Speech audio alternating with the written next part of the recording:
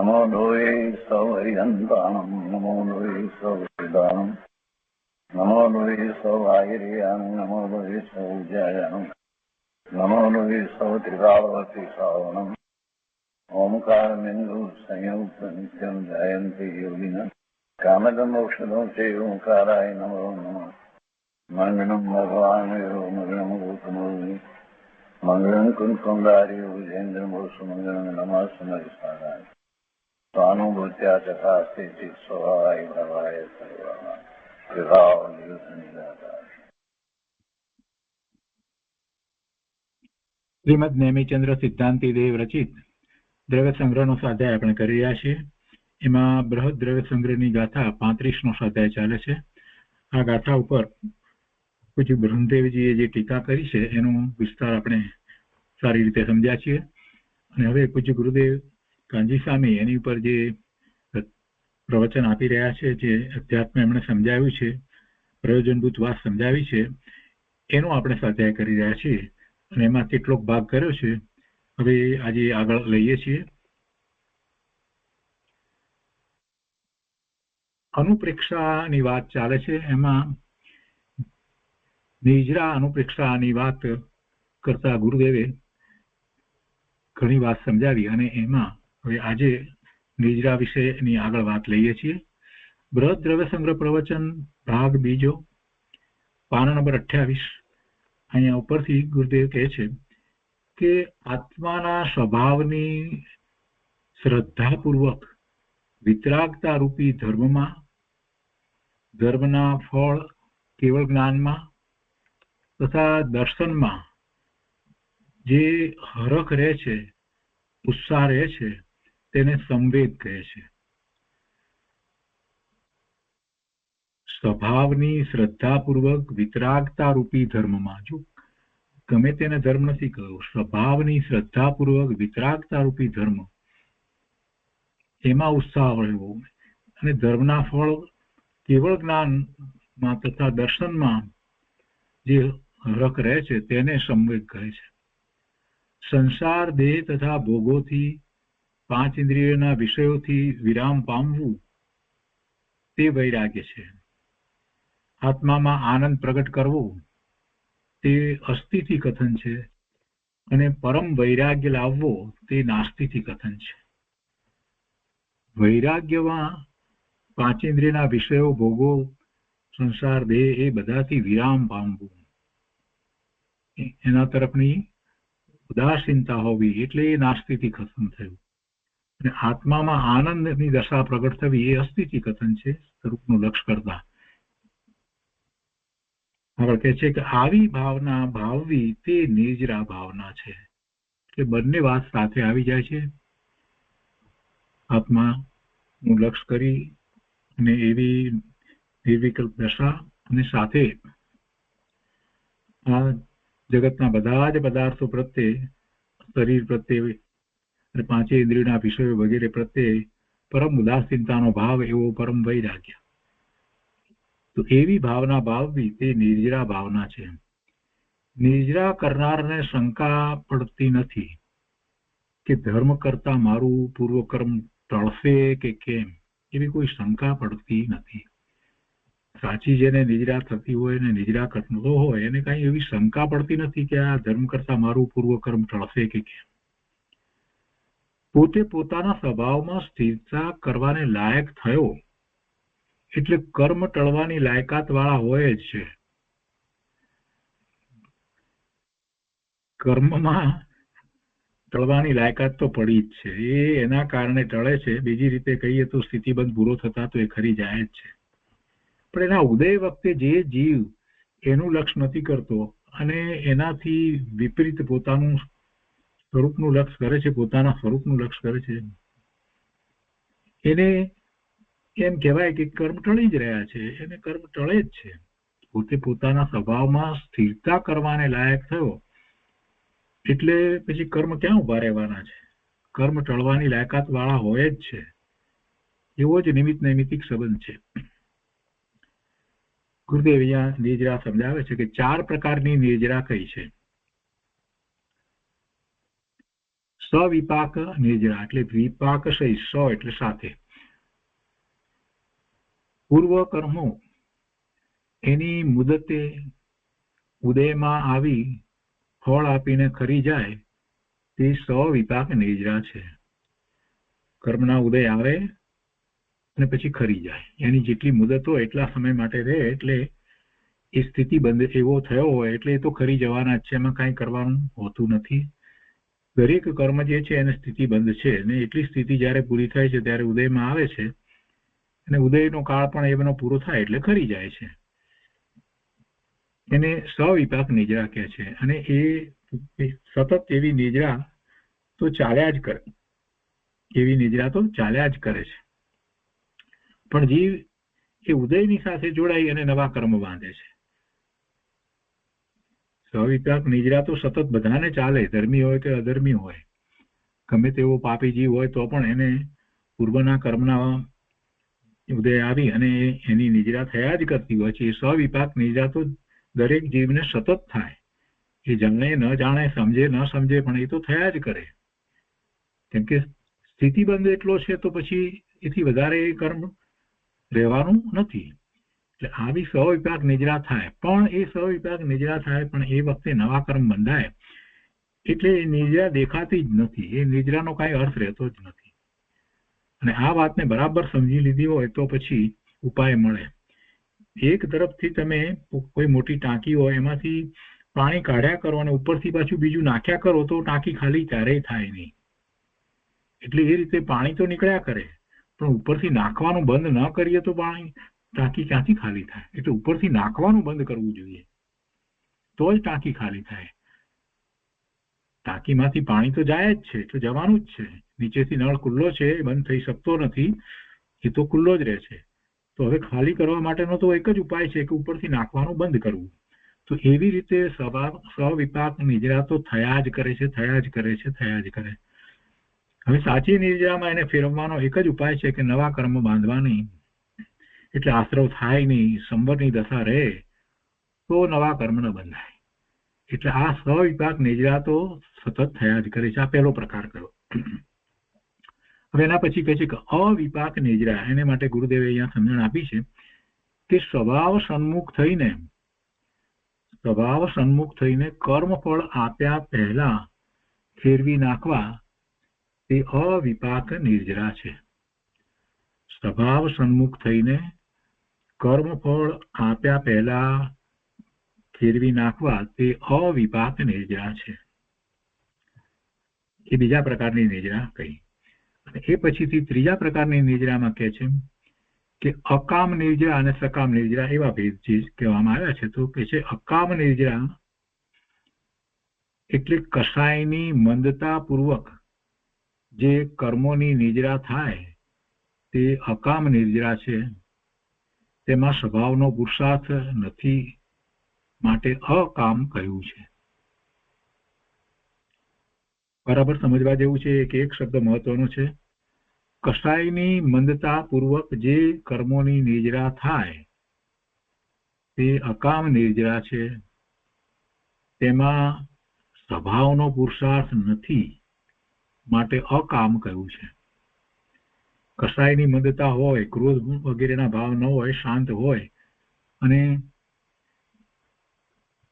કર્મના ઉદય આવ્યા હોય, એની નિજરા થતી હોય તો એ નિજરા, એ વખતે કર્મની નિજરા તો થવાની છે. કર્મ ઉદયમાં આવે, ક્ષિતિબંધ છે એટલે એ તો ખરી રહ્યા છે. પણ એ વખતે પોતાને દશા મંદ કસાયની દશા હોય, કસાયની મંદતા હોય, અથવા તો એમ પણ હોય કે શુભભાવ હોય.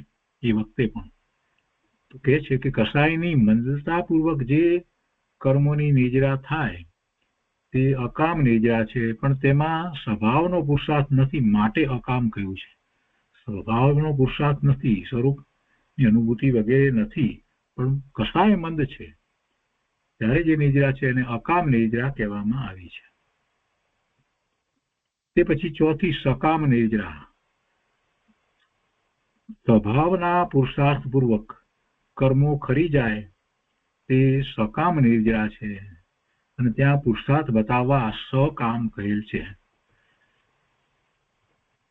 સ્વભાવના પુરુષાર્થ પૂર્વક કર્મો કરી જાય તો તે સકામ નિદ્રા છે, અને ત્યાં પુરુષાર્થ બતાવવા સકામ કહેલ છે.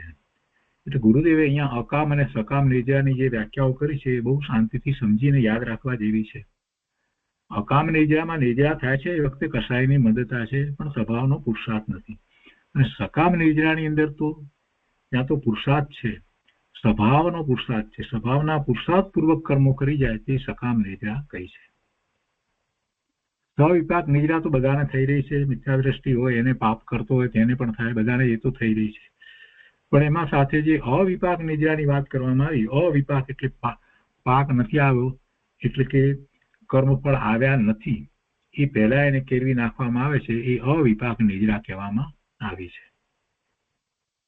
એટલે આપણે જે જાણીએ છીએ કે જે સર્વઘાતી કર્મની પ્રકૃતિ હોય છે એ પછી ઉદયમાં જ્યારે આવે તો સર્વઘાતી તરીકે ઉદયમાં ન આવે, અને એ દેશઘાતી તરીકે ઉદયમાં આવે. એટલે એમ જ્યારે થાય છે, અને વર્તમાન જે સર્વઘાતીનો ઉદય છે એ ઉદય થતો જ નથી, એને બદલે માત્ર દેશઘાતીનો જ ઉદય થાય છે. અને ભવિષ્યમાં જે સર્વઘાતીનો ઉદય થવાનો હતો એ દેશઘાતી તરીકે ઉદયમાં આવે છે. એમ એ કર્મ ફળ આપ્યા પહેલા એને ખેરવી નાખે, એટલે એના ફળો એ રીતે ન આવે, એ આપણે કર્મ અપેક્ષાએ પણ સમજીએ છીએ. અને મુનિઓને ઉદીર્ણા જે હોય છે એમાં પણ એ ઉદીર્ણા પણ એ અવિપાક નિદ્રાનો પ્રકાર છે. તો સ્વવિપાક, અવિપાક અને પછી સકામ અને અકામ નિદ્રા એમ 4 પ્રકારે વાત કરવામાં આવી. તો એમાં સકામ નિદ્રા છે એમાં સ્વભાવનો પુરુષાર્થ છે, અને એવો પુરુષાર્થ કોઈ પણ જીવ કરી શકે છે. સ્વભાવના પુરુષાર્થ પૂર્વક કર્મ કરી જાય તે સકામ નિદ્રા છે. અકામ નિદ્રા વખતે એને મંદ કસાય છે, એટલે નવા કર્મ ઓછા બંધાય છે, અને જે કર્મ જે પ્રમાણે ઉદયમાં આવ્યા છે એ કરતા જાય છે. પણ એમાં સ્વભાવનો પુરુષાર્થ નથી. મંદ કસાય તો જેને સ્વભાવનો એટલે સ્વરૂપની દ્રષ્ટિ ન થઈ હોય એને પણ મંદ કસાય તો હોઈ શકે. એટલે અકામ અને સકામને એ રીતે સમજવાનું છે, પુરુષાર્થની અપેક્ષાથી વાત સમજવાની છે.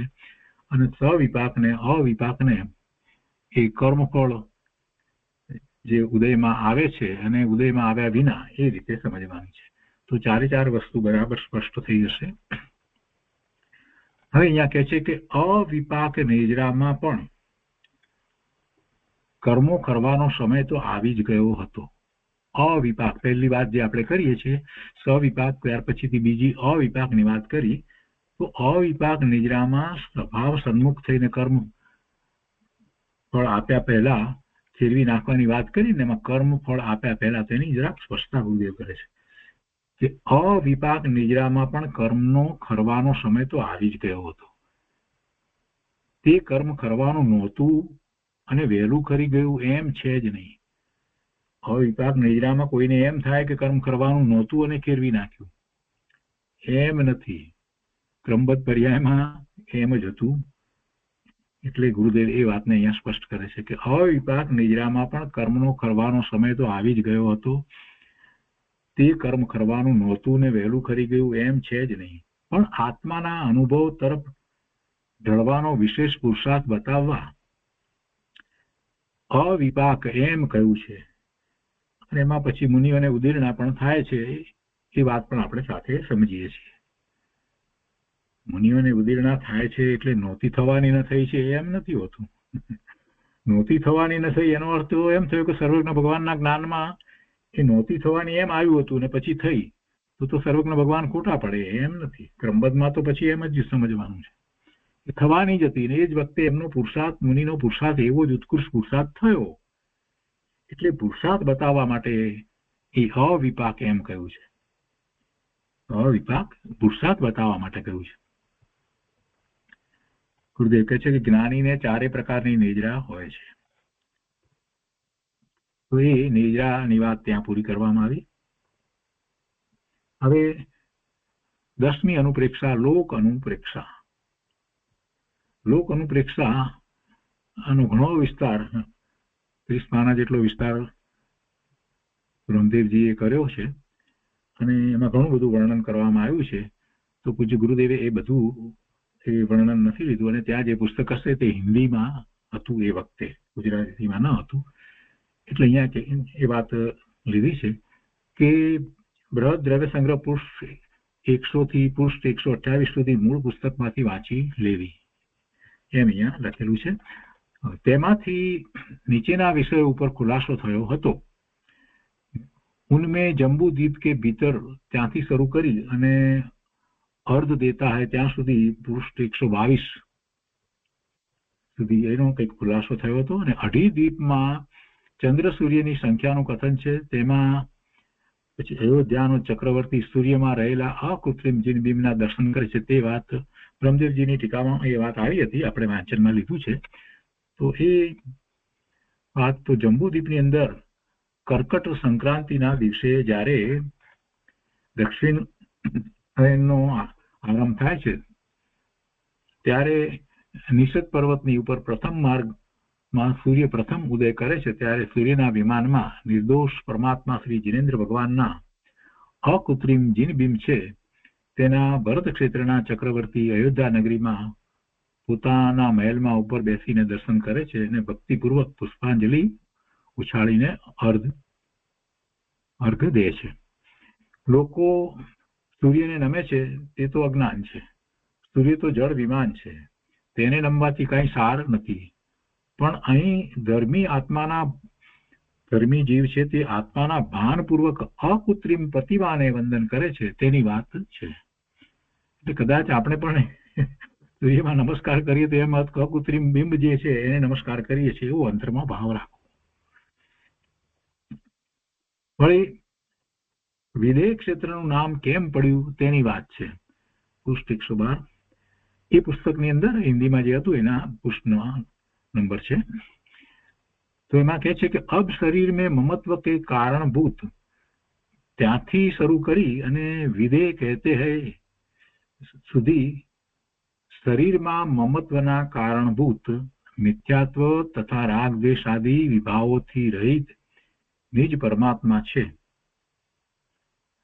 શરીરમાં મમત્વના કારણભૂત મિથ્યાત્વ છે. શરીરમાં મમત્વનું કારણ જીવને મિથ્યાત્વ છે. મિથ્યાત્વ છે ત્યાં સુધી શરીરમાં એકત્વ મમત્વ જીવ કર્યા જ કરે છે. એટલે શરીરમાં મમત્વના કારણભૂત મિથ્યાત્વ તથા રાગ દ્વેષ આદિ વિભાવોથી રહિત નિજ પરમાત્મા છે. વળી કેવળ જ્ઞાન, કેવળ દર્શન, અનંત સુખ આદિ અનંત ગુણોથી ભરેલો ભગવાન આત્મા છે. એવા ભગવાન આત્માની પ્રતીતિ, જ્ઞાન અને આચરણ રૂપ ભાવના કરીને મુનિજનો દેહ રહિત થઈ અને મોક્ષમાં જાય છે. કેવળ જ્ઞાન પ્રગટ કરી અને પછી સિદ્ધ થાય છે. એવા ઘણા આત્માઓ મોટી સંખ્યામાં મોક્ષ જાય છે, માટે તેને વિદેહ કહેવામાં આવે છે. ત્યાંથી મોટી સંખ્યામાં જીવો મોક્ષે જાય છે, દેહ રહિત થાય છે, એટલે એ ક્ષેત્રને વિદેહ કહેવામાં આવે છે. આ પણ બ્રહ્મદેવજીની ટીકામાં આપણે સમજ્યા છીએ. અને પછી આગળ અહીંયા કહે છે કે ઓર આદિ મધ્ય તથા અંત સે રહિત, ત્યાંથી શરૂ કરી અને લોકાનું પ્રેક્ષા કા વર્ણન સમાપ્ત હુઆ ત્યાં સુધી પૃષ્ઠ 128 129 સુધી.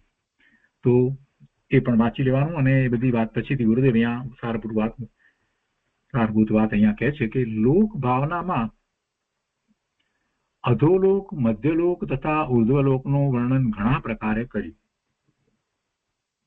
હવે સાર બતાવે છે. પૂજ્ય બ્રહ્મદેવજીએ પણ એ સાર બતાવ્યો છે કે ખરો લોક કયો છે?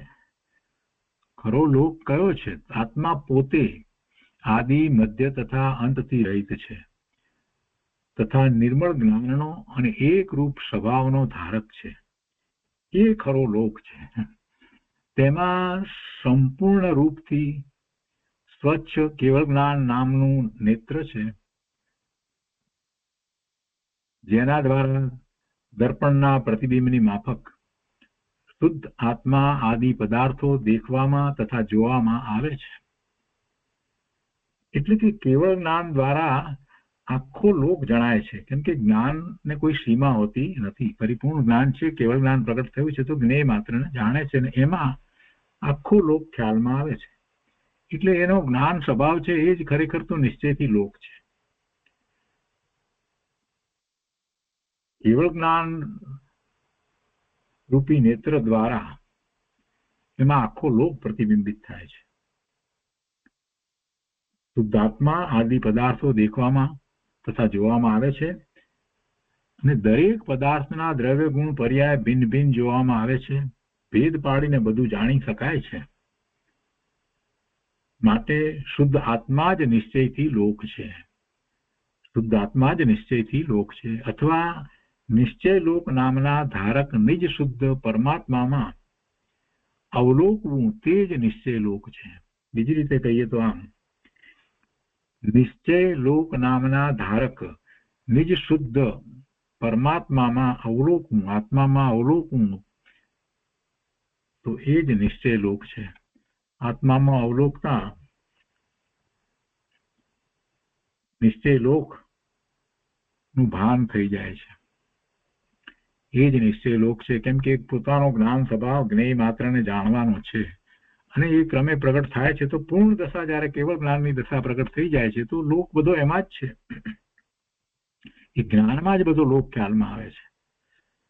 હવે આગળ કહે છે કે આહાર, મૈથુન વગેરે 4 પ્રકારની સંજ્ઞા, 3 અશુભ લેશ્યા, કૃષ્ણ, નીલ, કાપોત અને એના પરિણામ, અને 5 ઇન્દ્રિયોને તાબે થવું એટલે એના વિષયોમાં આસક્ત રહેવું. વળી આર્ત ધ્યાન તથા રૌદ્ર ધ્યાન, ખોટું જ્ઞાન તથા મોહના પરિણામ એ બધા પાપને લાવે છે. એ પાપ આશ્રવનું કારણ છે. અને એ બધા વિકારી પરિણામથી લઈ અને સંપૂર્ણ શુભ તથા અશુભ ભાવરૂપ સંકલ્પ વિકલ્પનો ત્યાગ કરીને એ બધા પરિણામ જે છે એનો પણ ત્યાગ, અને ત્યાંથી આગળ વધી અને સંપૂર્ણ શુભ ભાવ જે છે એનો પણ ત્યાગ, અને એવા શુભ અશુભ ભાવના સંકલ્પ વિકલ્પ એનો પણ ત્યાગ કરીને નિજ શુદ્ધ આત્માના શ્રદ્ધા, જ્ઞાન અને રમણતાથી ઉત્પન્ન થયેલ જે પરમ આનંદ સ્વરૂપ એક સુખ રૂપી અમૃતના આસ્વાદન રૂપી ભાવનાને નિશ્ચયથી લોક ભાવના કહે છે. આવી લોક ભાવના છે. તે સિવાય પૂર્વે કહેલા લોકનો વિચાર કરવો તે વ્યવહારથી લોક ભાવના છે અને તે પુણ્યબંધનું કારણ છે. તો આ પ્રમાણે લોક ભાવનાનું વર્ણન પૂરું થયું.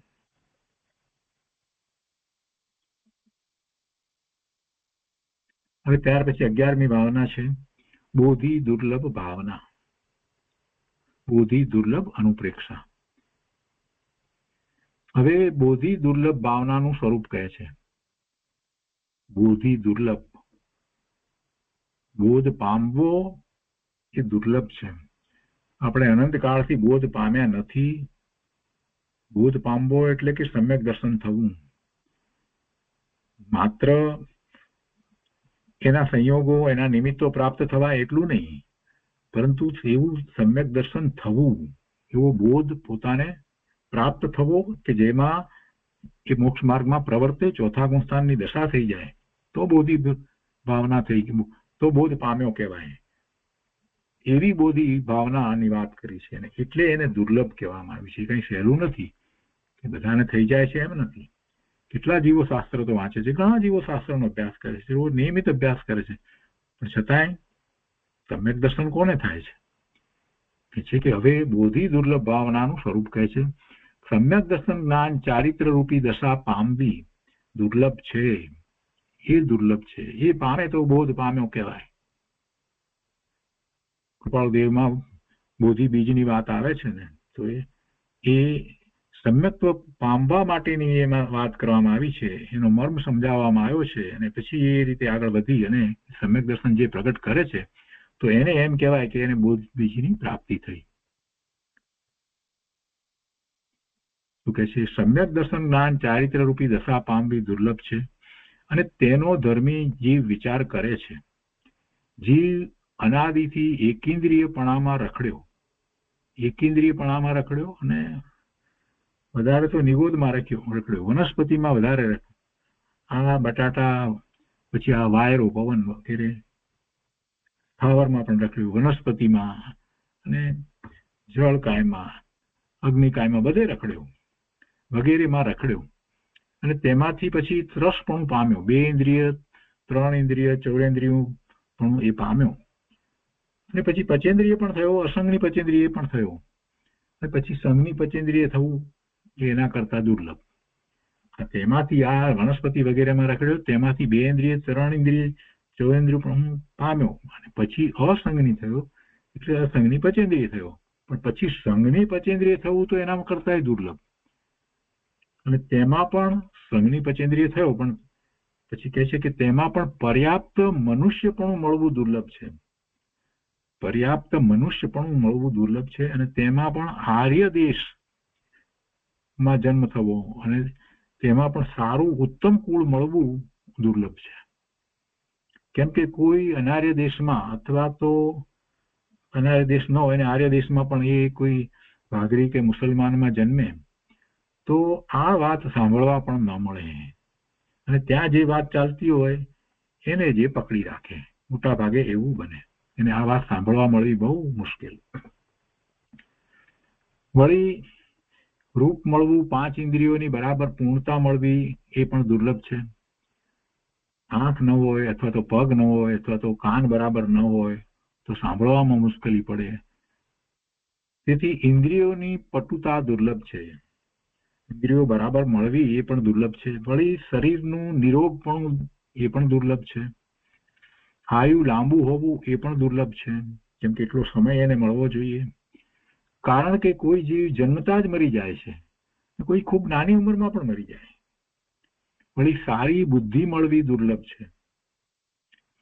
કેમ કે તેથી વિશેષ વિચાર કરી શકે છે, બુદ્ધિથી વિચાર કરી શકે છે, એટલે એવી બુદ્ધિ મળવી એ પણ દુર્લભ છે.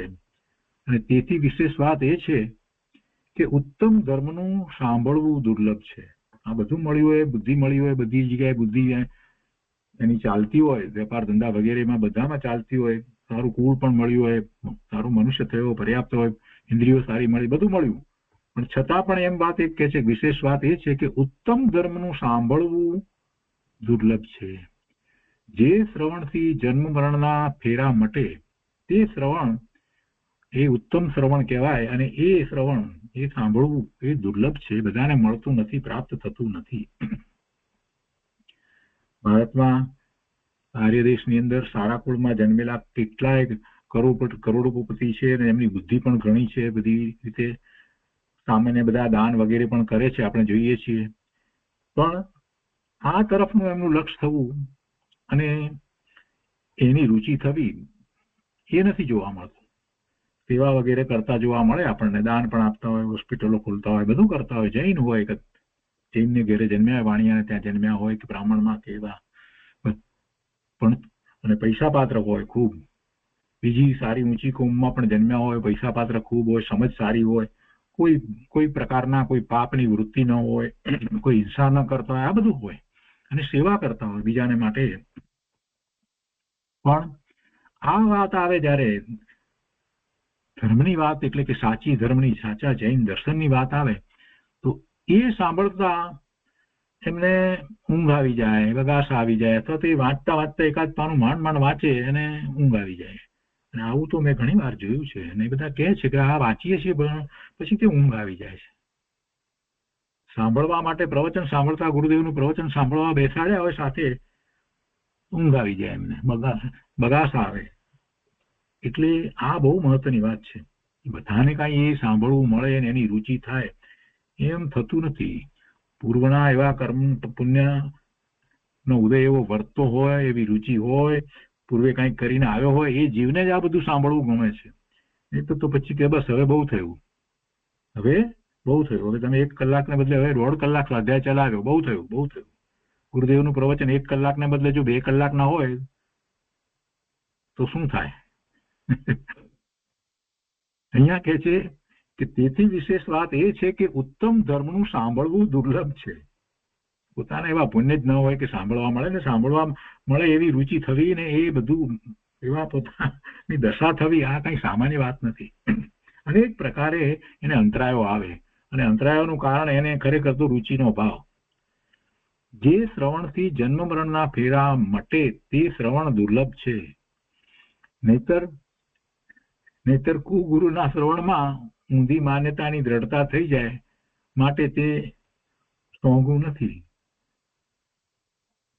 કુગુરુના શ્રવણમાં ઊંધી માન્યતાની દ્રઢતા થઈ જાય, એ દ્રઢતા થઈ ગઈ હોય એ પછીથી પેલું ઉત્તમ ધર્મનું સાંભળવું જે છે એ એને મોંઘું થઈ જાય, એટલે પછી એ સહેલાઈથી એને પ્રાપ્ત થાય નહીં, અને પ્રાપ્ત થયું હોય તો એનું લક્ષ કરે નહીં, એટલે મોંઘું નથી. વળી સાંભળવાનું મળવા છતાં તેનો આશય શું છે તે પકડવો દુર્લભ છે. કેટલાકને તો એમ થાય કે આ આત્મા વિશે શું કહે છે તે પકડાતું નથી, અને પછી કેટલાકને આ બધી બહુ રુચિ ન થઈ હોય તો સોનગઢમાં પણ એ આવતા હતા, પણ પછી એકાદ બે દિવસમાં ચાલ્યા જાય, બસ એ તો બધી આત્મા આત્મા કરે છે, બીજી કાંઈ વાત નથી. કોઈ એવી પણ વાત કરી કે 8 દિવસ સુધી, પછી કઈ ભાઈ શું સાંભળીને આવે, કઈ નહીં કે 8 દિવસ સુધી એકલો આત્મા જ કૂટ્યો. કોઈકના ઉદાહરણો છે આ બધા સાંભળેલા. અરે ભાઈ, તું ગુરુદેવનું પ્રવચન સાંભળવા ગયો અને તને આત્મા સિવાય બીજી ગુરુદેવ શું વાત કરે? જે સૌથી મહત્વની વાત છે એ જ તો ગુરુદેવ સમજાવી રહ્યા છે. તું ભગવાન આત્મા છો એનો તને સ્વીકાર થાય તો તને ખબર પડે કે વાત તો તારી જ થઈ રહી છે. ગુરુદેવે 9000 પ્રવચનમાં વાત કોની કરી? આત્માની વાત કરી ના. એ ગુરુદેવે એ 9000 પ્રવચનમાં મારી વાત કરી. મને સમજાવ્યું કે તું કેવો છો અને તું તારા એવા સ્વરૂપને કેવી રીતે પ્રગટ કરી શકે, કેવી રીતે પુરુષાર્થ કરી શકે, એમ ગુરુદેવે મને મારી વાત સમજાવી છે. આ રીતે જો લેવામાં આવે તો જ ગુરુદેવના પ્રવચન સાંભળવાની રુચિ થાય. ગુરુદેવના પ્રવચનમાં કોઈની બીજાની અન્યની વાત નથી, મારી જ વાત છે. મારું જે શુદ્ધ સ્વરૂપ છે એ જ ગુરુદેવે ખૂબ વર્ણવ્યું. કેમ એટલું બધું વર્ણવ્યું? કેમ કે હું એ વાતને સમજવા માટે એટલો બુદ્ધિશાળી ન હતો, અથવા તો એટલી મને રુચિ ન હતી, એટલે એની રુચિ ઉત્પન્ન કરવા માટે, અને મારી સમજ ઓછી હતી, મારી મૂંઢતા હતી, એટલે ગુરુદેવે વારંવાર એકની એક વસ્તુને ખૂબ સમજાવી. પંચમકાળની અંદર આપણા જ્ઞાનના ઉઘાડે ઓછા, એટલી બુદ્ધિ ન મળે, તીવ્ર બુદ્ધિ નહીં, એટલે કોઈ વસ્તુને સમજવી, સ્વીકારવી, આત્મસાત કરવી એ પણ ઘણું અઘરું છે. તીવ્ર બુદ્ધિ કોને કહેવાય? એક દિવસમાં 2000 શ્લોક કંઠસ્થ કરે, એના અર્થ સહિત, એના ભાવ સહિત, એવી તીવ્ર બુદ્ધિ વાળા જેવો પૂર્વે થતા. આપણે તો દિવસના 5 શ્લોક એક સાથે કંઠસ્થ કરી અને એનો પૂર્ણપણે બધી રીતે એના તાત્પર્ય સહિત વિચાર કરીએ એવું થતું નથી. પાછું ભૂલી જઈએ છીએ, બીજે દિવસે તો યાદ ન હોય. એટલે આપણી બુદ્ધિ પણ મંદ બુદ્ધિ, અને આવા આપણા મંદ બુદ્ધિ સહિતના વ્યવહારને જ્ઞાની પુરુષો સમજ્યા, અને એટલે તો એમણે આ શાસ્ત્રની રચના કરી. આટલા બધા શાસ્ત્રોની રચના થઈ, અને ગુરુદેવે એટલે તો આટલા બધા પ્રવચનો આપીને સમજાવ્યું. એમાં ગુરુદેવે મને મારી વાત કરી છે એમ વિચાર કરવાનો છે. આટલી વાત ગુરુદેવે કોને માટે કરી? મારે માટે કરી. ગુરુદેવનો ઉપકાર તો અનંત ઉપકાર છે. અહીંયા કહે છે કે દુર્લભ છે, ગ્રહણ કરવી મુશ્કેલ છે. શું કહે છે કે કેટલાકને એમ થાય કે આ આત્મા વિશે શું કહે છે તે પકડાતું નથી, પણ મગજ ફરી જાય છે. ઘણાને આ થતું, રુચિ ન હોય. એટલે ધર્મ પર્યાય શુદ્ધ દ્રવ્યના આશ્રય પ્રગટ થાય છે. ધર્મની પર્યાય કોઈ પરના આશ્રય પ્રગટ નથી થતી. દયાદાન વ્રત આદિમાં જે લક્ષ જે છે તો એમાં તો લક્ષ પરનું છે, તો એના આશ્રય ધર્મની પર્યાય નથી થતી, નિર્મળ પરિણામ નથી થતી. શુદ્ધ દ્રવ્ય પોતાનું ત્રિકાળી શુદ્ધ દ્રવ્ય, એના આશ્રય પ્રગટ થાય છે. તે વાત ગ્રહણ કરવી મુશ્કેલ છે, અને તેથી દુર્લભ કહ્યું છે. કદાચિત ગ્રહણ કર્યું, પણ તે વાતને ધારણ કરી રાખવી દુર્લભ છે. ગ્રહણ કર્યું એટલે સામાન્ય એનો સ્વીકાર થયો, પણ એને ધારણ કરી રાખવી દુર્લભ છે. ધારણ કરી રાખવી એટલે શું? કે ખસે નહીં, એ વાત અંતરમાંથી ખસે જ નહીં, બસ બીજી વાત એની ઉપર ચડી ન શકે, ત્યારે એમ કહેવાય કે ધારણ કરી રાખી છે. કદાચિત ગ્રહણ કર્યું, પણ તે વાતને ધારણ કરી રાખવી દુર્લભ છે. ધારણ કરી રાખી હોય એ વાતને, તો પછી એની ઉપર બીજી વાત ચડે જ નહીં. એવો કાળો રંગ લગાડી દીધો હોય ને, તો એની ઉપર બીજો રંગ નથી ચડતો. એટલે શ્રી કૃષ્ણને માટે એવું કહેવાતું હતું કે એમનો કાળો રંગ શ્યામ રંગ એવો છે કે એની ઉપર બીજો કોઈ રંગ ચડતો જ નથી. એવી રીતે અન્ય મતની અંદર વાત કરવામાં આવે છે. તો અહીંયા પણ આ વાત છે કે જો એ વાત આપણે ગ્રહણ કરી હોય ને ધારી રાખી હોય, ધારણ થઈ ગઈ હોય, તો ધારણ કર્યા પછી બીજી વાત એની ઉપર ચડે જ નહીં. એમ ધારણ કરી રાખવી એટલે એનો અંતરમાં એવો સ્વીકાર થઈ જાય, સત્કાર થઈ જાય, એનો નિર્ણય થઈ જાય, એ જ હું છું, એ વાત પછી ખસે જ નહીં, બીજી વાત અંદરમાં આવે જ નહીં. વસ્તુનું બહુમાન આવ્યા વિના આ વાત ધારણ થવી મુશ્કેલ છે. વસ્તુનું બહુમાન આવવું જોઈએ અને એ વસ્તુ સમજાવનાર એવા સાચા દેવ ગુરુ શાસ્ત્ર એનું પણ ખૂબ માન અંતરમાં આવવું જોઈએ, એનું પણ બહુમાન હોવું જોઈએ. જેને સાચા દેવ ગુરુ શાસ્ત્ર પ્રત્યે વિનય બહુમાન આવતા નથી તેને જ્ઞાન પ્રગટતું નથી. એને જ્ઞાન પ્રગટતું નથી. અજ્ઞાની શું કહે છે અને જ્ઞાની શું કહે છે તે બે વાતની તુલના તો કરવી જોઈએ. એમને બધી જગ્યાએ બરાબર છે એમ એ વાત તો અહીંયા પણ કહી છે, અમારે ત્યાં પણ આ વાત છે, ત્યાં પણ આ વાત છે. આમ કરીને લોકો એવી મહત્વની અગત્યની પોતાને મોક્ષ માર્ગમાં લઈ જનારી વાત જે છે ને એનું વજન ઘટાડી નાખે છે. કોઈક એવી સરસ વાત ગુરુદેવે કરી હોય તો પછી બીજા કેટલાક પછી એમ કે એવી વાત તો અમારે ત્યાં અમુક કરતા હતા આમ એટલું એમ કરીને. અરે ભાઈ, એના કરતા તું એના ઊંડાણમાં જા ને. ભલે કોઈકે કરી હોય બીજાની વાતમાં, તને એ બે વચ્ચે નું મૂલ્યાંકન કરવા નથી બેસાડે, પણ તને આ વાત હૃદયને સ્પર્શી ગઈ હોય તો એમાં ઊંડો ઉતરી જા અને પછી તું વિચાર કરે કે પેલાએ જે કહ્યું છે અને અહીંયા જે કહેવામાં આવે છે એમાં સૂક્ષ્મતા શું છે. અને એમાં અજ્ઞાનીની વાત હોય એમાં પણ ઘણી વાર એમ લાગે, એ પણ કે ગુરુદેવ ઘણી વાર એક્ઝામ્પલ આપીને કહે છે કે રાગ દ્વેષ ઓછા કરો. એમ તો અજ્ઞાની પણ કહે છે, એટલે અજ્ઞાની એવા ગુરુઓ પણ કહે છે કે ભાઈ રાગ દ્વેષ નહીં કરવા, ક્રોધ નહીં કરવા, એમ ક્રોધ ના કરો એવું તો એ પણ કહે છે. એથી શું થઈ ગયું? પણ શું કેવી રીતે કેમ થાય છે એ વાતનો એમને ખ્યાલ જ નથી. ગુરુદેવ અહીંયા કહે છે કે અજ્ઞાની શું કહે છે અને જ્ઞાની શું કહે છે તે વાતની તુલના તો કરવી જોઈએ. અને તે તુલના અથવા ધારણા વિના શ્રદ્ધા થવી દુર્લભ છે. એવી તુલના કરી અને સાચું શું છે એને સમજવું જોઈએ. એટલે અન્ય મતમાં જે કાંઈ કહેવાયું છે એ જો અભ્યાસ કર્યો હોય તો પછી જૈન મતમાં જે કહેવાયું છે એની સાથે મેળવી અને સમજવું જોઈએ કે અહીંયા કેટલી વિશાળ દ્રષ્ટિ છે. દિનેશ્વર ભગવાનની વાણીમાંથી જે આ શાસ્ત્રોની રચના થઈ છે એમાં દરેક દ્રષ્ટિકોણથી વસ્તુ સ્વરૂપને ખૂબ સ્પષ્ટ કરવામાં આવ્યું છે.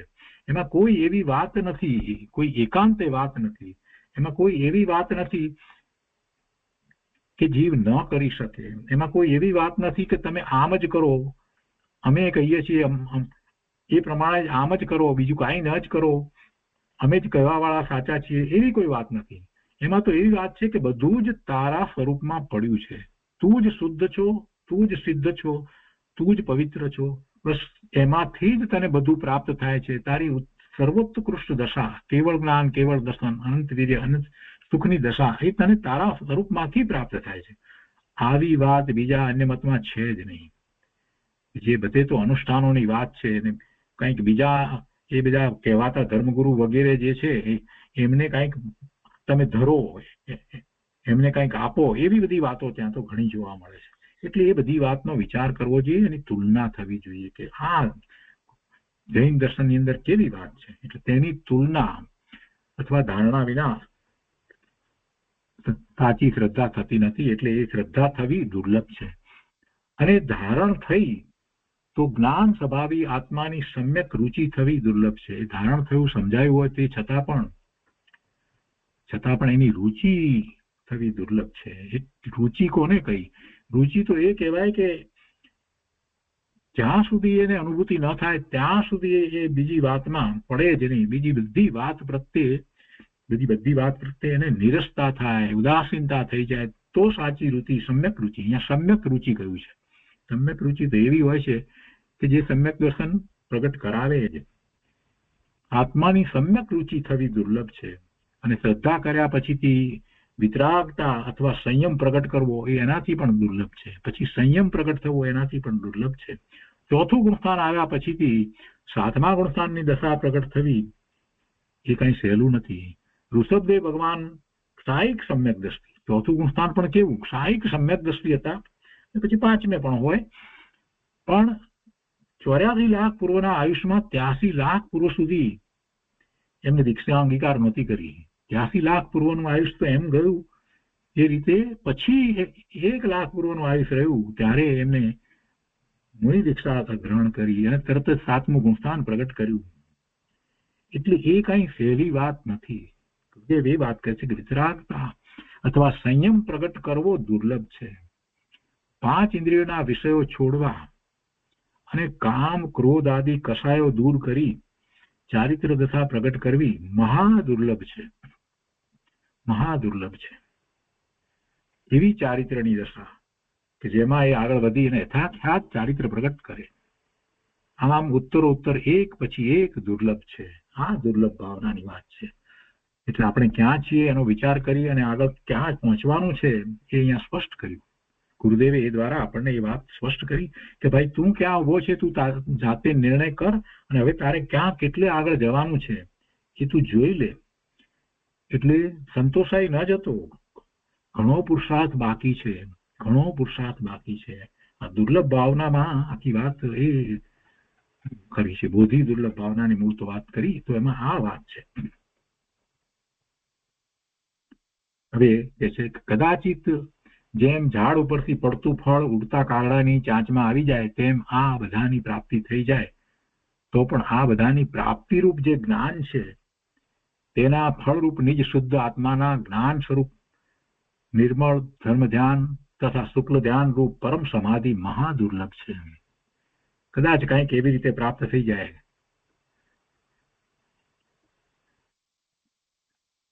તો કે છે કે પરમ સમાધિ રૂપ શુક્લ ધ્યાન પ્રગટવું એ કઈ સહેલી વાત નથી. અને કોને એવું શુક્લ ધ્યાન પ્રગટ થાય છે?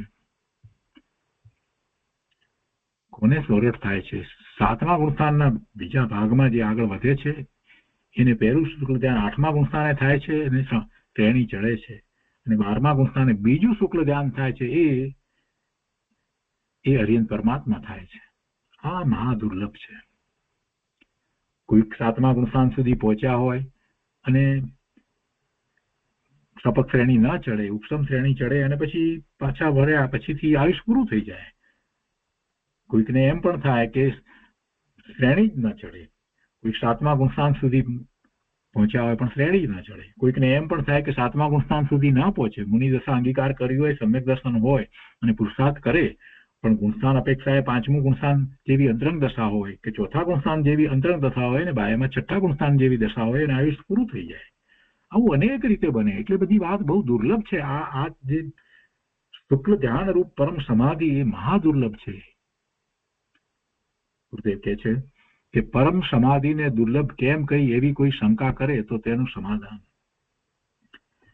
પરથી સુખ છે એવી ઊંધી માન્યતા રૂપ મિથ્યાત્વ ભાવ, 5 ઇન્દ્રિયના વિષયો, ક્રોધ માન માયા લોભ રૂપી કષાય, સ્વર્ગની તથા બીજા સંયોગની ઈચ્છા અને તે નિદાનબંધ વગેરે પરિણામ પરમ સમાધિને રોકે છે.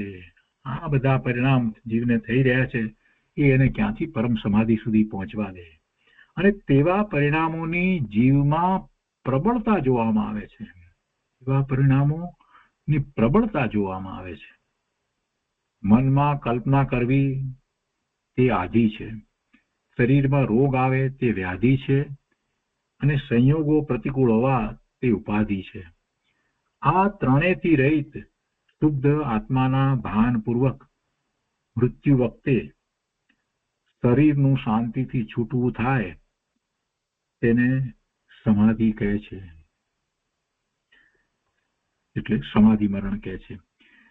ગુરુદેવ કહે છે કે પ્રથમ બોધિને એટલે કે સમ્યક જ્ઞાનને દુર્લભ કહેલ છે. બોધિને દુર્લભ કહ્યું છે તો એ સમ્યક જ્ઞાનને દુર્લભ કહેલ છે.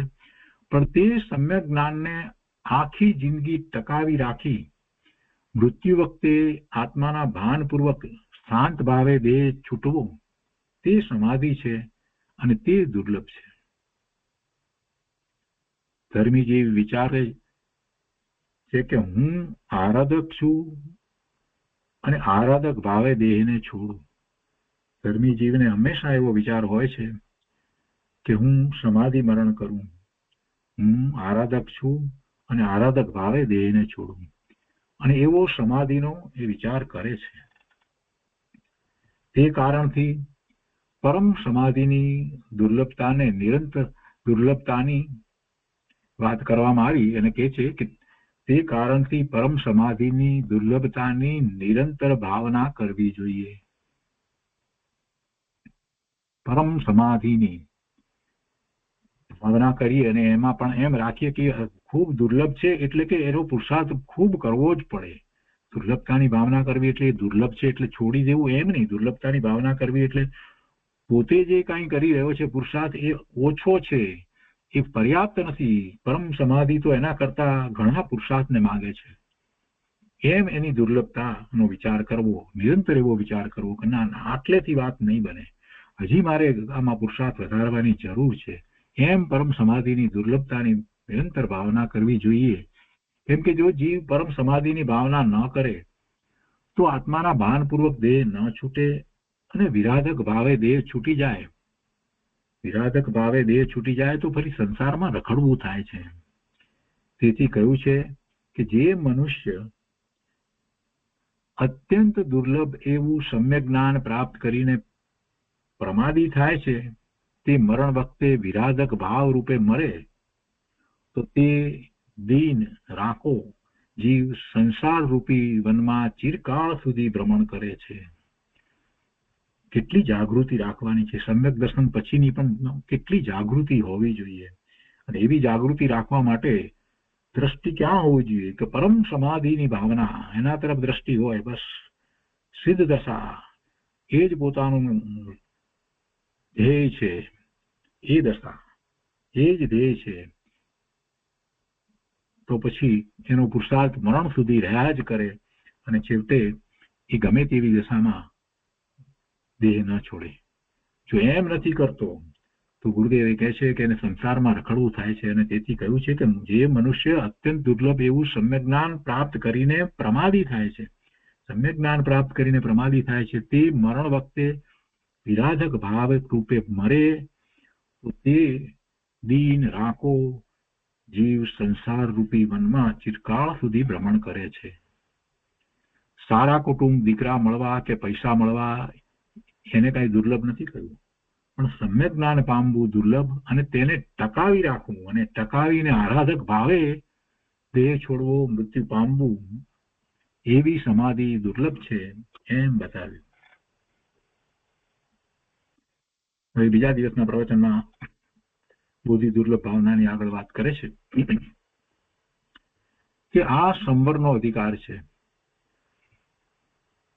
બાજ ભાવનાની આગળ વધારે વાત ગુરુદેવ સમજાવે છે અહીંયા કે આત્માના શ્રદ્ધા, જ્ઞાન અને આચરણ એ કલ્યાણનું કારણ છે. અનંત કાળથી ભ્રમણ કરતા સાચા દેવ ગુરુ શાસ્ત્રનું મળવું દુર્લભ છે અને તે મળવા છતાં સાચું શ્રવણ દુર્લભ છે અને જ્ઞાન, આનંદ, આત્માની રુચિ કરવી એથી એ વિશેષ દુર્લભ છે.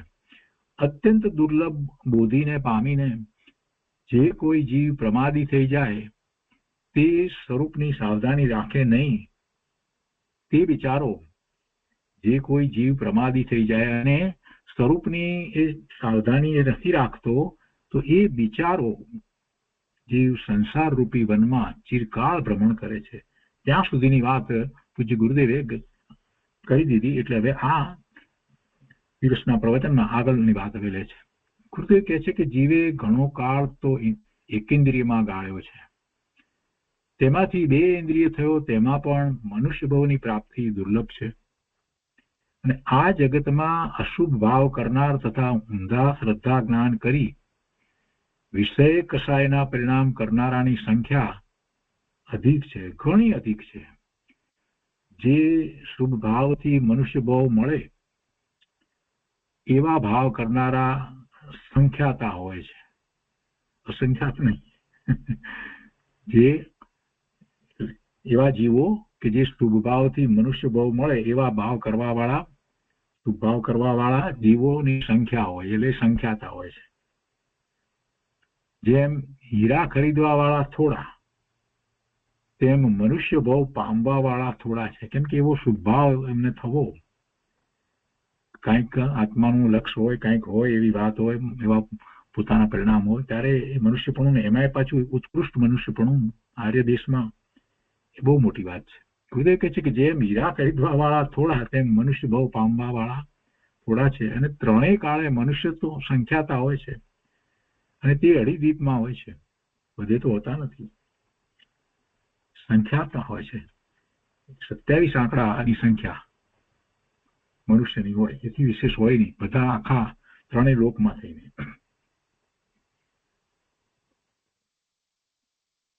અહીંયા કે છે કે હવે એવા મનુષ્ય ભાવ પણ અનંત વાર કર્યા, પણ સાચા દેવ ગુરુ શાસ્ત્રનો યોગ મળવો અને તેની શ્રદ્ધા કરવી દુર્લભ છે.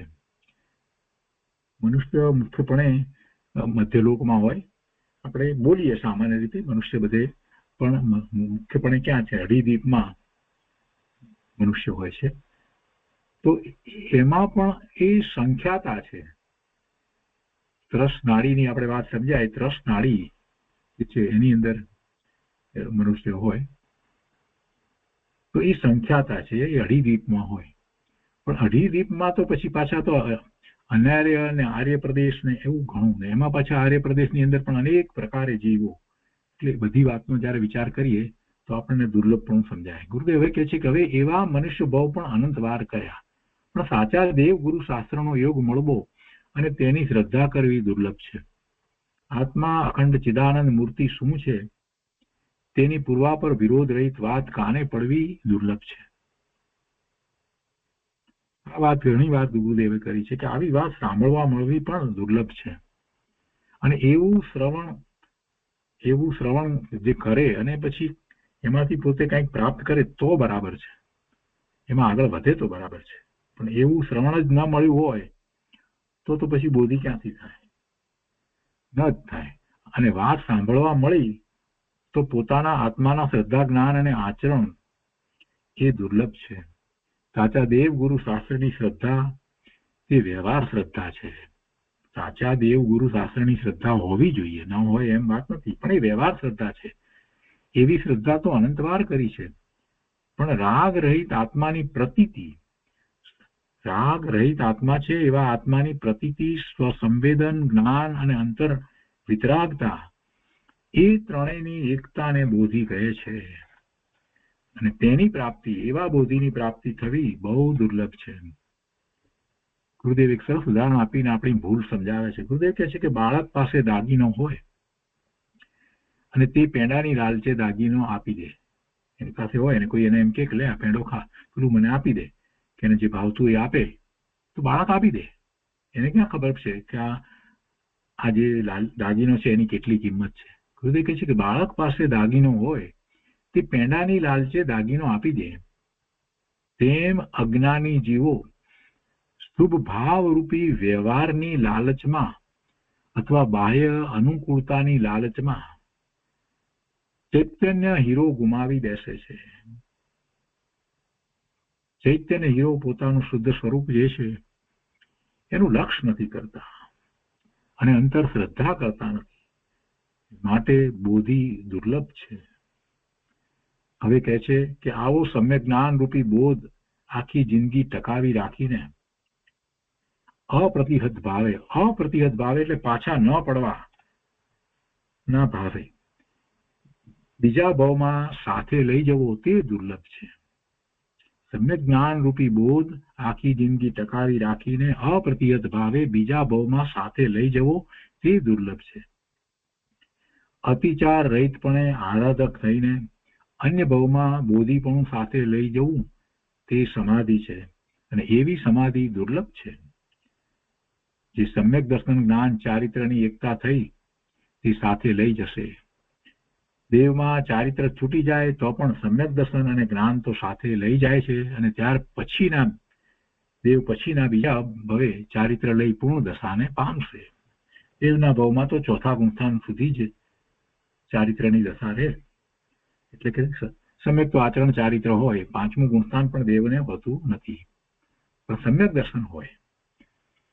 પૂર્વે નહીં મળેલા સમ્યક દર્શન, જ્ઞાન, ચારિત્રનું મળવું તે બોધિ છે, અને સમ્યક દર્શન જ્ઞાનને નિર્વિઘ્નતાપૂર્વક અન્ય ભાવમાં સાથે લઈ જવા તે સમાધિ છે. તે દુર્લભ છે. દેહ છૂટવાનો વખત હોય, વ્યાધિનો પાર ન હોય, એવે વખતે આત્મા શુદ્ધ આનંદ કંદ છે, એમાં નિર્વિકલ્પપણે રહેવું તે સમાધિ છે. શુભાશુભથી રહિત આત્મા શુદ્ધ ચિદાનંદ મૂર્તિ છે, એવા આરાધક ભાવે દેહ છૂટવો તેને સમાધિ મરણ કહે છે. સમ્યક દ્રષ્ટિ હોય એને સમાધિ મરણ હોય, અને એને પણ એ વખતે શરીરમાં ખૂબ પીડા વગેરે હોય તો ત્યારે એ વખતે કોઈક જીવ, બીજા જીવો એની સાથે રહેલા એવા સત્સંગી વગેરે છે તો એ વખતે એને યાદ કરાવે છે કે તમે તો ભગવાન આત્મા છો ને. એટલે ક્યાંક એને શરીરમાં તકલીફ, ખૂબ દુઃખ હોય તો એ તરફ લક્ષ જતું હોય તો એ ત્યાં ન જાય અને પોતે આત્મા તરફ લક્ષ કરે. જે લોકો સંથારો કરે છે એવા મુનિઓને પણ બીજા મુનિઓ એ વખતે છેવટે છેલ્લા સમયોમાં ખૂબ પીડા હોય છે, પાણી પણ છોડી દીધું હોય ત્યાર પછીની જે દશા હોય છે ત્યારે તો બીજા મુનિઓ જે છે એ વખતે એમને એ સંથારો કરનાર મહામુનિને એમને એ વખતે એ રીતે યાદ કરાવે છે કે તમે તો ભગવાન આત્મા છો ને, આ બધું તો શરીરને છે, તમને ક્યાં છે, તમે તો આનંદમાં છો ને. આ રીતે એ વાત કરે છે અને એ રીતે એમ સમાધિ મરણ કરાવે છે. સમાધિ મરણ તો એમનું થવાનું હોય, પણ એવા નિમિત્તો હોય છે સમાધિ મરણના કાળે. કેટલાકને એની જરૂર ન હોય એવા પણ ઊંચા જીવો હોય, પણ કેટલાકને એ વખતે પડવું ન થઈ જાય. મોટા ભાગે સમ્યક દ્રષ્ટિ જીવ દેહ છોડે છે તો એની લેસ્યા શુભ લેસ્યા હોય, 3 શુભ લેસ્યામાંથી શુભ લેસ્યામાં જ છોડે છે. પણ જેને સમ્યક દર્શન નથી અને જીવન એમાં જે કંઈ કર્યું છે એ કદાચ શુભ લેસ્યામાં દેહ છોડે, અથવા તો એવું પણ બને કે બહુ પીડા વગેરે હોય તો અશુભ લેસ્યામાં પણ એ દેહ છોડે. અહીંયા કહે છે કે શુભાશુભથી રહિત આત્મા શુદ્ધ ચિદાનંદ મૂર્તિ છે, એવા આરાધક ભાવે દેહ છૂટવો તેને સમાધિ મરણ કહે છે. અને આવી વિચારણા કરનારાને રાગની ઉત્પત્તિ ન થવી અને સ્વભાવની જાગૃતિ થવી તે બોધિ દુર્લભ ભાવના છે અને તે સંવરનો ભેદ છે. તો આ પ્રમાણે બોધિ દુર્લભ ભાવના પૂરી થઈ. તો આજનો સ્વાધ્યાય આપણે અહીંયા સુધી રાખીએ છીએ. હવે છેલ્લી અનુપ્રેક્ષા 12મી ધર્મ અનુપ્રેક્ષા એ આપણે આવતા સ્વાધ્યાયમાં લઈશું.